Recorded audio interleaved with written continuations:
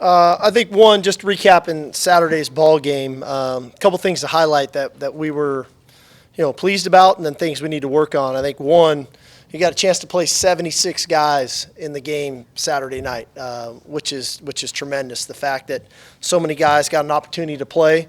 We've talked a lot about the 35 new scholarship players plus a couple walk-ons that we added. 28 of those guys got an opportunity to play. So when you think about it from that perspective, as much as it was about our frontline guys and them playing the way they did, I think it was also equally as important to get guys some exposure to playing in DKR in front of a crowd. And like we said, it was not perfect. We have plenty to work on. Clearly in the kicking game, just the mishaps with the snaps has got to get cleaned up, which I think we'll handle that. We will.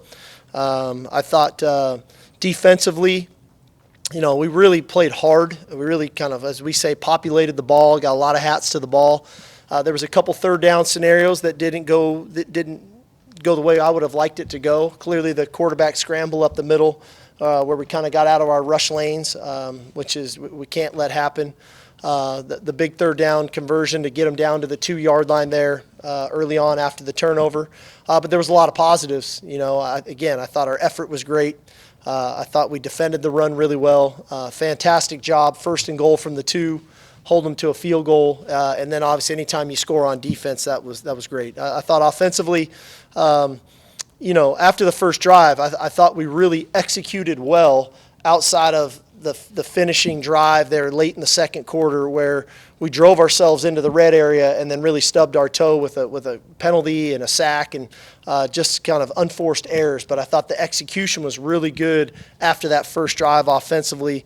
And then, when our twos go in the game, the standard doesn't change. We can't relax and give up a couple sacks and not drive the football. I thought those guys woke up and had a nice 12-play drive with some third down conversions and then ultimately going and punch it in the end zone. I thought that was good for them. So plenty to clean up, but again, I was pleased with the fact that a lot of guys got to play and play well. As far as this ball game goes, another great challenge. Very good football team, very well coached, good team, good players, good schemes. But ultimately, this is about us and our ability to prepare, our ability to practice really well, our ability to focus on what we need to do to play to the best of our ability. Ultimately, every Saturday we go out, we want to be the best versions of ourselves every time we take the field. And to do that, you have to prepare. You got to prepare off the field with your recovery. You got to prepare off the film with your preparation, and then you got to prepare on the field in practice. We need to practice really hard. We need to push one another to get ourselves to play, obviously, a very good football team on Saturday.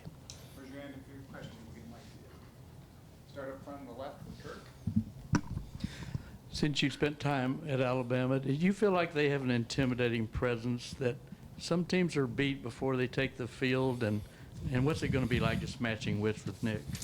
I think a couple things. I think one, it's like anything. Anytime you're on top, I think teams can sometimes be enamored with the opponent, whoever they are. I remember our days at USC in the 2000s, we felt that a lot. I'm sure we felt it here at Texas in the 2000s. Anytime Vince walked on the field, they probably felt that way. And, I think what Alabama's been able to do, it can get that way. I think the best approach is to focus on what you need to do. At the end of the day, they're going to have 11, we're going to have 11, the ball's going to get snapped, and the ball's probably going to get snapped upwards to 200 times. And how many times can we be right out of those upwards to 200s? As you guys know, with Coach Saban and myself, I have the utmost respect for him, not only as a man, but as a coach. He's tremendous at game planning. He's a very good schemer in all three phases, offense, defense, special teams, and he's a really good motivator. Does a nice job motivating his team and getting them ready to play. So for me, the challenge is I can't worry about what he's doing in their locker room and in their team room. I got to shift my focus on making sure that we're game planning really well, that we're scheming really well, that our guys are motivated to play and have the right mental intensity, not just on Saturday, but on Monday, Tuesday, Wednesday, Thursday, and Friday, so that we've got good focus and that we can go perform. Steve, what's the message? You said you wanted your team to not have this game get bigger than it needs to be. Did I say that, or did you say that? Okay, don't know. sorry, go ahead.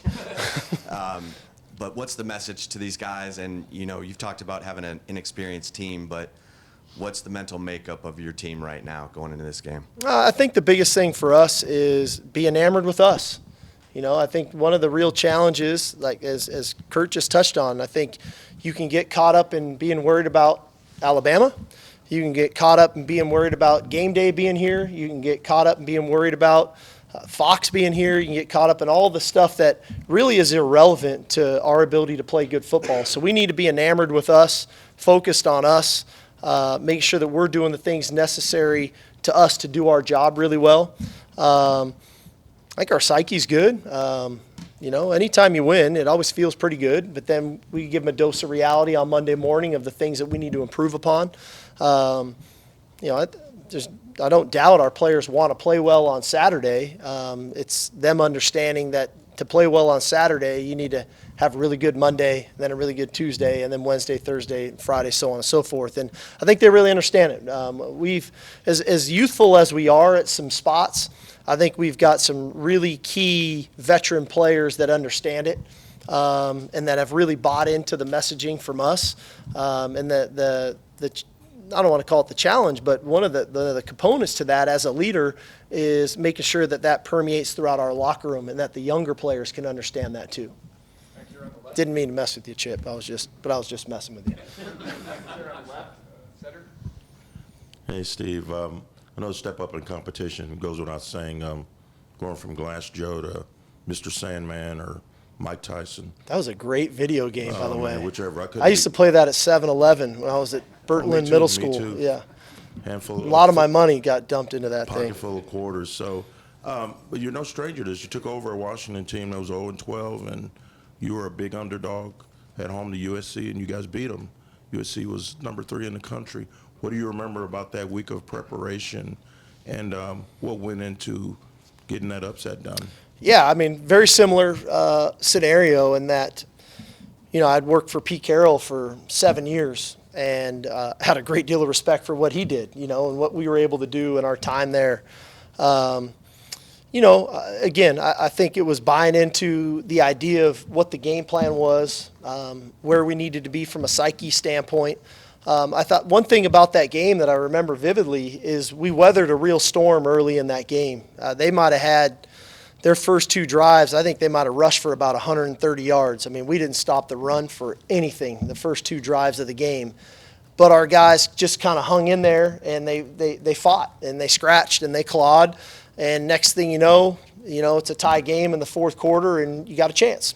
And so I think inevitably, that team at that time, very similar to this team at this time, buying into the idea of the idea that the work you put in throughout the week ultimately will carry over to game day. And, a guy once told me, culture a lot of times can have the opportunity to beat talent when the culture is really strong, when the chemistry is really strong.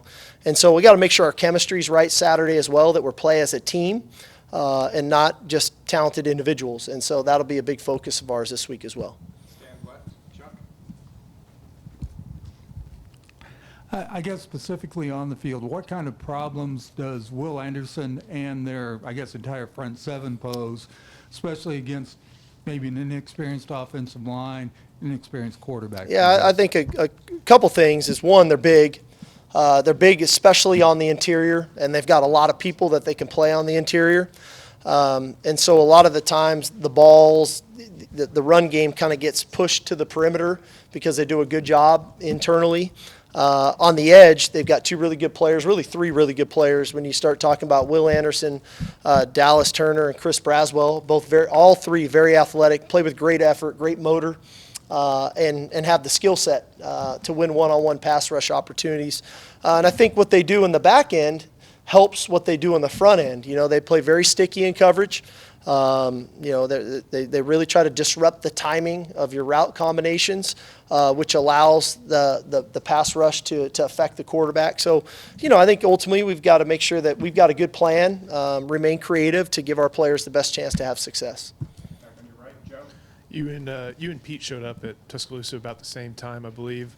You win against him basically every day. What's it like going against someone who knows you that well, and what are some of the hallmarks of his defenses? Well, I think, first of all, Pete Golding's a great coach, dear friend of mine. So it's always fun to compete against friends. You know, I mean, it's like going in the backyard and playing horse or playing one-on-one or shooting pool, whatever it is. And Petey's a great competitor. You know, you couple that with Coach Saban, and they've got some really good minds on the defensive side of the ball. I think one thing that we have to be careful not doing is overanalyzing and overthinking it too much. It's kind of like being a pitcher, man. Sometimes you got to throw your best pitch and not throw your fourth or fifth pitch, you know, just because you think the guy's going to hit your best pitch. And so we got to be mindful of that we don't try to overthink it and outsmart ourselves. We got to throw our best pitches and see if it's good enough. Back here on the left. Steve, two questions. One is, how did you, after watching the video, how did you think Quinn graded out in terms of his eye progression and reading the field and things like that? Yeah, I thought he played pretty well. You know, very rarely did I feel like, man, the ball's not going to the right spot, to the right person. I think some of the throws on the deep balls, I think he'd love to have back just from an accuracy standpoint, and he'll fix it. Sometimes you need to get that full speed rep of guys running down the field of what that feels like. What I loved is on some real critical downs, third downs, fourth downs, shoot, he gets to, you know, Gunnar Helm's fourth in his progression and gets to Gunnar Helm on a critical third down conversion. He has a fourth down to J.T. Sanders where he's, I think, the third read on the progression. So those are real positives to me that he's working himself through. You know, I think ultimately for his growth and for our growth as an offense, you know, our vertical passing game's got to come to life, which I believe it will. It never hasn't in our system. Some games are different than others. But ultimately our ability to run the ball, to be efficient in the passing game, and to making sure that our playmakers are getting their opportunities, ultimately we'll have the success that we need. And where do things stand on getting Quinn's car out of the impound lot? He's got to park where he's supposed to park. That wasn't where he was supposed to be parking on game day. Mark, go ahead. Hey, Coach. A lot of teams don't want to show a lot in week one. I'm sure you didn't want to show a lot. I'm sure Bama didn't want to as well. What's the key then for your in-game adjustments, you know, in week two, where you're going to throw some new things at them, but they're probably going to throw things at you that you haven't seen? How do you adjust to that? What are some of the conversations? I'm just kind of curious. You can take me a peek behind the curtain. Yeah, I mean, I think, I'll be honest with you, this game plan was done probably about 3 months ago, and I'm sure their game plan was done probably about 3 months ago. I don't think either of us thought going into week one we were going to see something new that was going to drastically change what we were going to do. You know, so we have a pretty good idea of what we wanted to do in this game, and I'm sure they have a pretty good idea on both sides of the ball what they want to do in this game. Ultimately, adjustments like any game are a huge component to that. And I think we've got to be, you know, very specific in what we're looking for that could force adjustments. And then we've got to have great communication. You know, it's like anything on game day, the people in the press box, us on the sidelines, that communication, and then the communication to the players on the sidelines to go and do that, or in the locker room at halftime. I think will be a big component to this game. You know, there's definitely going to be some cat and mouse going on. As much as you know, we say we're just going to run our stuff and they're going to do their stuff. There's going to be some little tweaks and things that are going to have to occur. But that's really no different than any other game. But the reality of it is in this one, because of the history with one another, I think there's got to be some real detailed things that we need to look for. Middle, Roger. Coach, what makes Bryce Young special and kind of his growth? Yeah, first of all, I love Bryce. He's an awesome kid, great person, great family. Mom and dad are really terrific people. Obviously had a special relationship with him throughout the recruiting process. I've known Bryce since he was literally 6th grade, you know. So, you know, I'm proud of him and all that he's accomplished in his time at Alabama. Heck of a player. You know, he's got a natural instinct of passing the football. When I say that is he can feel things happen and has a natural understanding of route combinations based on coverages, and then he's willing to cut it loose. on top of that, he's very elusive. He's a former point guard in basketball. He's got a real feel and a sense for things going on around him. And he has innate ability to maneuver in the pocket, keep his eyes downfield, and make throws from off platform. A lot of things we talk about Quinn, Bryce possesses a lot of those same characteristics. I think the thing last week that kind of was a little different was he was running, he ran the ball. When things broke down, he took off and ran, which had not really been his MO historically. I don't know how much that's what he really wants to do or that they want him to do. But the reality of it is they put a lot on him. I don't mind saying this, that they're a pass-first offense. They want to throw the ball, they want to put the ball in his hands, and they want to let him cut it loose. And he's earned their trust to go do that. And so I think inevitably Bryce is a very confident young man who kind of shoulders a lot of that and executes really well for him. Stay in the middle. Dennis? Coach, the Arkansas game last year kind of revealed that maybe this program wasn't quite ready for those big guys in the trenches, wasn't the best of matchups. A year later, what gives you more optimism, more when it comes to that? I just think we're better, and I think we're mentally a little better. As much as I felt like it was physically we weren't prepared, I didn't think mentally we were very well prepared last year. I think that we're in a little different space as a program. I feel like our style of play is different this year than it was a year ago, and not just on game day, but in the way we practice. But ultimately, this is a heck of a challenge. They're great up front on both sides of the ball, and that's going to be a huge component to this game. It's like every football game. They're won and lost up front. That's where it starts, and so that's going to have a huge impact on the ball game Saturday. Danny, go ahead. I'm Steve. Going back to what you were saying a couple minutes ago about Jatavian and Gunner, is that kind of what you want to see from your tight ends in this offense? Well, it's always beneficial, right, when you have more options to do what you want to do. And, as I touched on with you guys even last year and in the offseason, I felt like we became too, I don't want to call it predictable, but you almost knew where the ball was going to go, right? It was going to go to number 5 or number 8. And our ability to spread the ball around, to force people to defend more people, ultimately should make us more difficult to defend. And so when we can incorporate JT and Gunner and Jordan Whittington and Casey Kane and Roshan Johnson and Keelan Robinson, all these different factors involved in the game, now we should be more difficult to defend, and utilizing different personnel groupings, informations, and all those things that add up to the more things you do well, the more people that can do it well, the harder you should be to defend. And so getting them involved is a big component to where we want to be and then ultimately where we want to go. In the middle, Ed? Coach, back on Coach Saban. You've worked with Coach Carroll, Coach Saban. Boil it down. What was the number one thing you learned from Nick Saban during your time in Tuscaloosa? It's always a tough question, because you hate to narrow a man like that down into one thing. But I would say discipline. And I'm not saying disciplining of the players. I'm saying self-discipline. He's a very regimented man. He knows his routine. He stays disciplined in his routine. And then his expectation is his staff and his players are going to have that same discipline approach off the field and on the field.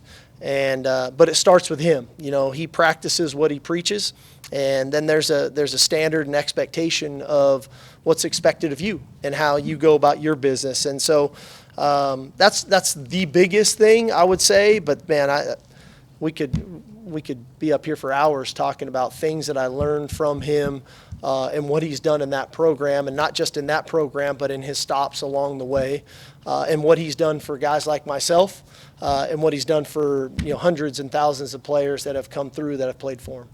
Back here on your far left, Sam?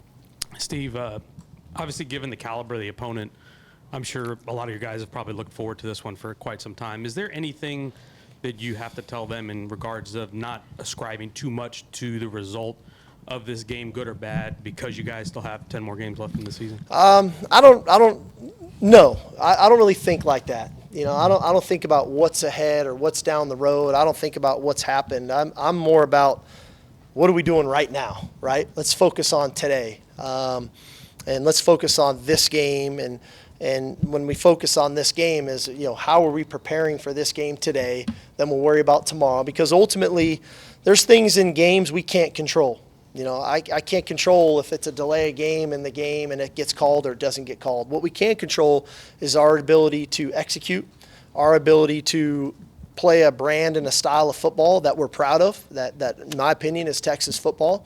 And then the game goes away however it's going to go. But if we got to make sure we're putting our best foot forward so that whatever the score reads, man, we get in that locker room, we're proud of the way we played the game. And like I told the team this morning, I felt it Saturday night after the game. I told the team this morning, as a head coach of our football team, I was proud of the way we played the game Saturday night. We were fast, we were tough, we were physical, we were smart. We were not perfect, but it was the style of play that made me proud of the way that we played the game. And that's what I'm looking for again Saturday. The result will end up being the result, whatever it's supposed to be. But if I can ultimately say I'm proud of the way we played, then we've probably given ourselves a chance to do something. Kind of a two-part question. We remember what happened the last time Texas and Alabama played each other. First part, where were you watching that game, and what do you remember kind of thinking about it? And then also just big picture, what does this matchup against Alabama mean just for the state of the program? Honestly, I have no idea where I was. I'm not sure if I watched it. I assume I did, but I had no skin in the game. I'm guessing I watched it, but I had no skin in the game, right? I wasn't at Alabama. I wasn't at Texas. I was probably just a fan enjoying the game. And, I think we all wished if Colt was in the game, what would happen? I don't know, but that's that. As far as this game goes, it's one game, it's a chance for us to do what we love to do. We only get 12 ops. We only get 12 ops in the regular season every year to go play the game of football for all of the hard work these guys put in for 9 months leading up to it. And then they get a chance to go perform. And we get a chance to do it at home in front of 100,000 unbelievable fans that will be here, I know, in great support.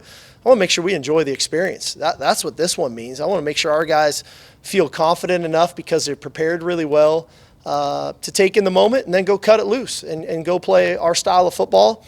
And then after that, we'll get ready for the next one. And then after that one, then we'll get ready for Big 12 play. So I think one of the biggest mistakes people make is like, this is going to be the game that's going to define our program.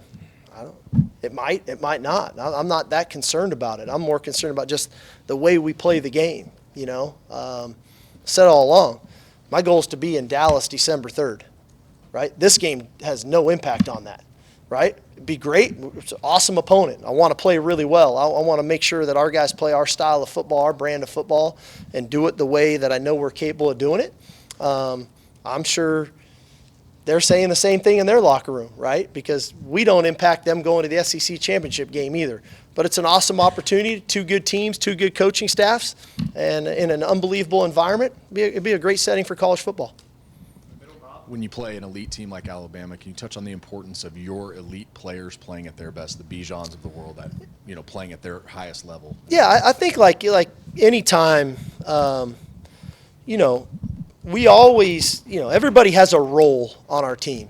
Some guys may be scout team players that need to give the look to get us prepared for the game.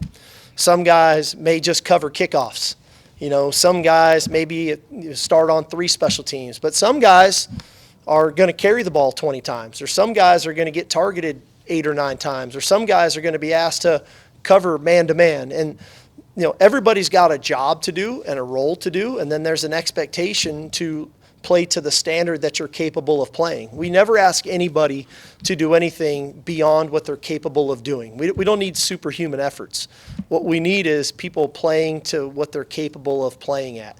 And that takes mental focus and mental intensity and not getting caught up in the distractions and not worried about, where the game day is going to set up their game day set. We ain't going to be there anyway, so what does it matter where they set up? Not being worried about who's coming to the game, who's not, how many tickets. Our players get 4 tickets. Sign them up. Here you go. You get to come to the game. Sorry, Mom. You can't bring Auntie Theba, I only get 4. And then ultimately they get into a zone of just doing what they're supposed to do. And that takes a level of mental intensity that I touched on that is needed day in and day out so that when the game comes, you're not in a foreign space. You're in a space that you're used to being in because you put yourself there, throughout the week of preparation. Last one on the left here, Coach. Trevor. Did Nick ever scream at you like Lane Kiffin, or why were you able to avoid that? Lane used to get it pretty good. I don't mind saying that. Lane's a good friend of mine. There's a couple I vividly remember. I was kind of in the press box looking down, and there was a lot of going on. I got it too. I think that shaped us, right? It's like anything. We're like players at that point. It's like, okay. But part of it is, if he's yelling at you, you probably didn't reach an expectation or a standard of what he was expecting of you. And if you're a guy like me, that's what drives you. Ultimately, you know that this man operates at a very high level, a very high standard, and that when you can meet his expectations, man, you're doing something right. And when you don't, you kind of got to look in the mirror and say, okay, how can I do it better next time so I don't get put in that situation again? And so I loved my time with him because the way he coached and the way he looked at things and the way he thought was exactly how I did. And so it felt very comfortable and natural for me to be in that environment.